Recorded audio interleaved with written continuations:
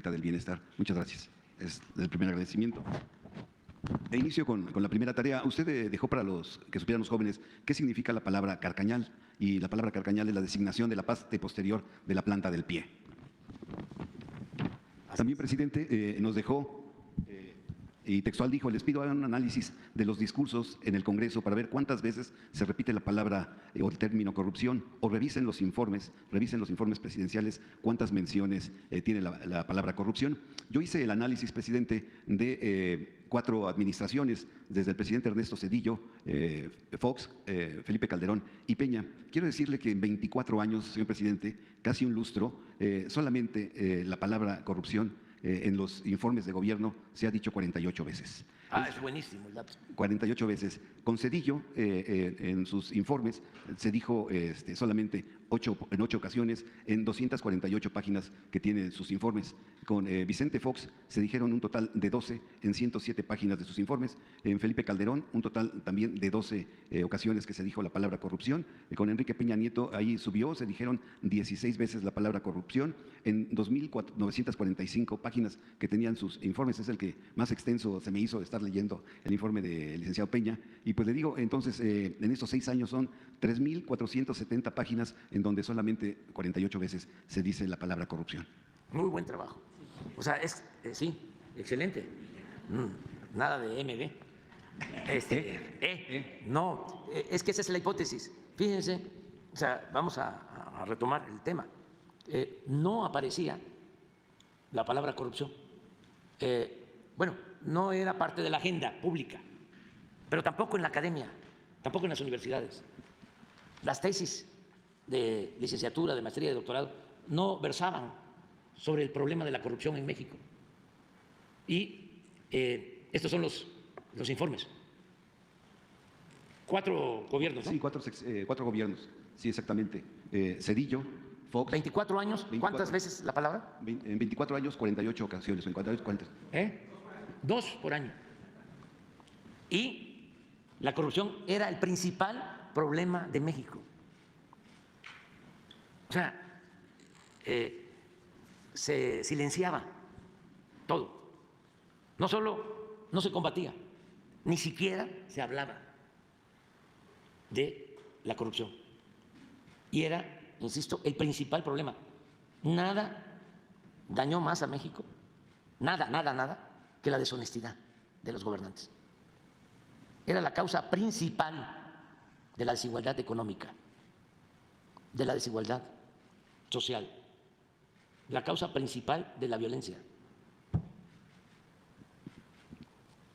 Por eso hay que seguir combatiendo la corrupción, desterrar la corrupción. El éxito que ha tenido nuestro gobierno o la política que hemos aplicado en lo económico ha dependido fundamentalmente del combate a la corrupción, de no permitir la corrupción. Porque era muchísimo el dinero que se iba por el caño de la corrupción. Entonces, como no alcanzaba, había que aumentar impuestos, había que aumentar el precio a las gasolinas, a la luz, había que solicitar créditos, endeudar al país. Pero es muy sencillo de explicar. Lo vimos en el caso de los hospitales. Se da un contrato para obtener servicios hospitalarios por 20, 30 años, y lo que se pagaba en un año era lo que costaba el hospital o todos los hospitales. Y lo mismo en el caso de los reclusorios. En el caso del aeropuerto, estaban estimando hacerlo en 300,000 millones, así de salida. El aeropuerto Felipe Ángeles, se pagaron 100,000 millones a contratistas y al final el aeropuerto Felipe Ángeles costó 70,000 millones. Pero si se agregan los 100 más 70 son 170 para 300,000. ¿Cuánto nos ahorramos? como 120, 130 mil millones. Ese es el problema. Lo del huachicol, ya vamos a tener 300.000 millones. Ayer hablaba yo. ¿Cuánto nos cuesta la pensión a los adultos mayores? Como 300.000. Ahora va a costar un poco más porque va a haber un aumento. Y no es gasto, es inversión. Pero es lo que nos hemos ahorrado por no permitir el robo de las gasolinas. Es un año de financiamiento. Pero así podríamos hablar de más. Las medicinas. 10 distribuidoras, 100.000 millones de pesos al año vendían al gobierno, vinculados con políticos corruptos. Era un saqueo sin límite. Yo ya sabía de la corrupción, siempre he estado insistiendo, he escrito desde hace 30 años, tengo libros, de hace 30 años o más, hablando del mal de la pandemia, de la peste, de la corrupción. Pero nunca imaginé que fuera tanto. Nunca.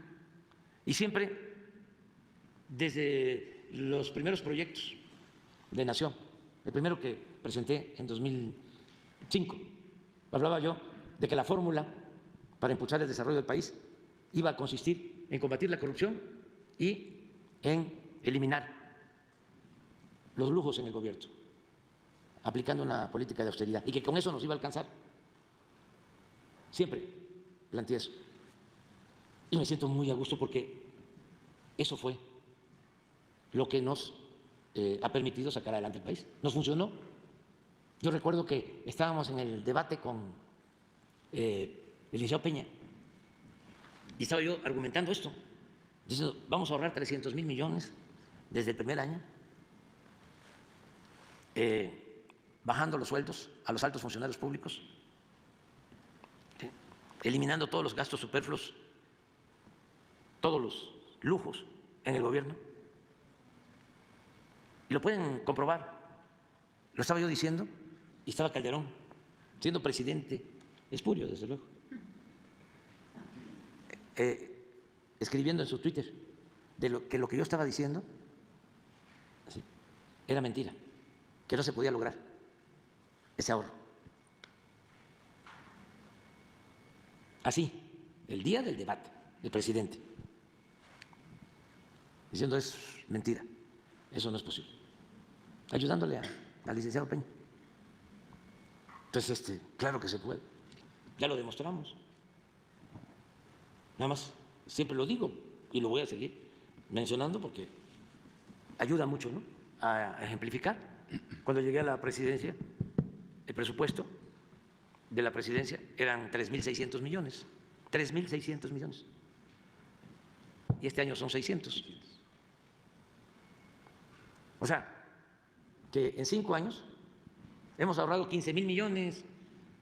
Los que ahora no quieren aportar, los del Poder Judicial, hemos ahorrado en 5 años 15.000 millones. ¿Y qué ha pasado en la presidencia? Nada, nada. Entonces, sí, qué bueno que hiciste ese trabajo. Ahora, si buscas la palabra austeridad, es así. Hago la tarea, señor presidente, con mucho gusto. Inicio con mi primera pregunta. Esta pregunta se la quiero hacer en calidad